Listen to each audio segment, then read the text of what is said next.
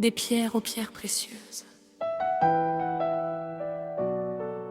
Oh, les pierres ordinaires, rejetées ou sans valeur apparente, deviennent des pierres précieuses, raffinées, rares, honorées, de grande valeur, de l'ordinaire à l'extraordinaire. Une pierre précieuse ne n'est pas précieuse, elle passe par la pression, par le feu, par le temps, par le polissage.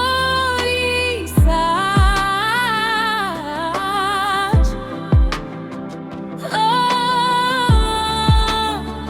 quand le stade se tait, quand la foule pleure, quand le drapeau descend sous le poids de la douleur, l'équipe est suspendue, le rêve semble brisé, mais Dieu n'a jamais fini quand l'homme a abandonné. Sur l'herbe sacrée, les genoux fléchis, ce n'est pas la fin, c'est un nouveau cri. Car là où les lois ferment une porte, la prière ouvre un chemin plus fort. Ce n'est pas par la force, ni par la tactique humaine, mais par l'esprit de l'Éternel que l'histoire se réécrit.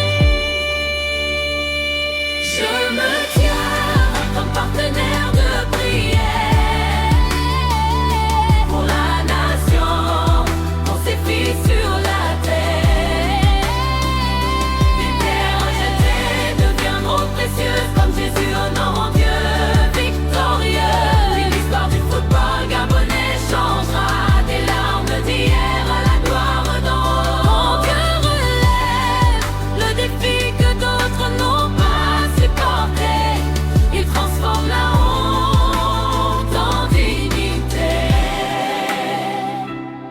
Ils ont couru, ils ont chuté, ils ont porté un nom blessé, mais Dieu se souvient de la promesse. Même suspendue, la destinée ne cesse. Quand la mesure sera abrogée, la foi aura déjà gagné. Car avant le retour sur le terrain, le ciel aura marqué le premier but. Amen. Dieu choisit souvent ce que le monde met de côté pour révéler sa gloire et confondre l'adversité. Je me tiens comme partenaire de prière pour la nation, pour ses filles sur la terre. Les pierres rejetées deviendront précieuses comme Jésus honorant Dieu victorieux. Oui, l'histoire du football gabonais changera des larmes d'hier à la gloire d'en haut. Mon Dieu relève le défi que d'autres n'ont pas supporté. Il transforme la honte en dignité. Ce n'est pas un simple match, c'est une destinée. Ce n'est pas une suspension, c'est une visitation. Dieu relève aujourd'hui ce que les générations passées n'ont pas pu relever. Dernier de phrase.